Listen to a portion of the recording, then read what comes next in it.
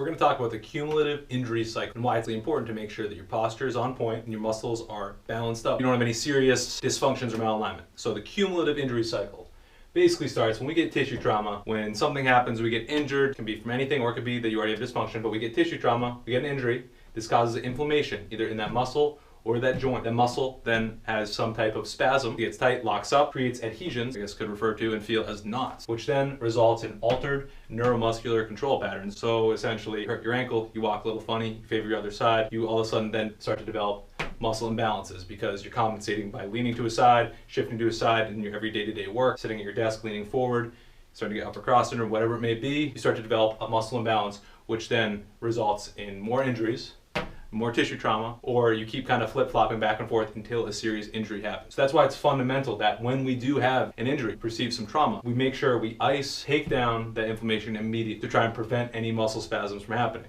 And if they do happen, if an injury does happen and there's not a lot you can do for the inflammation, you got to make sure that you're aware and you kind of baby yourself, you take care of yourself and you limit yourself, not putting too much of a load on yourself, especially some of those younger athletes out there. You roll an ankle and you want to keep playing. Take it easy. Take the extra day to ice up, to rest, ice, compression, elevation, to make sure that you get rid of that inflammation, and then you start to work on some soft tissue work with a foam roller, with a good massage therapist, active release therapist, and you work on getting rid of those adhesions so you don't begin to develop altered muscular control and you don't develop muscle imbalance. Because those muscle imbalances, those will kind of catch up with us down the road. That's why usually if you know that one kid on your team who keeps playing through injuries, he's going to keep getting injured, he's going to keep getting hurt. And to tell you what, if you are constantly getting hurt, you are not a good athlete. Taking care of your body is part of being a good athlete because it's all a cycle. And if you let these muscle imbalances, you're going to keep getting re-injured. You're going to have these injuries. Cut this cycle.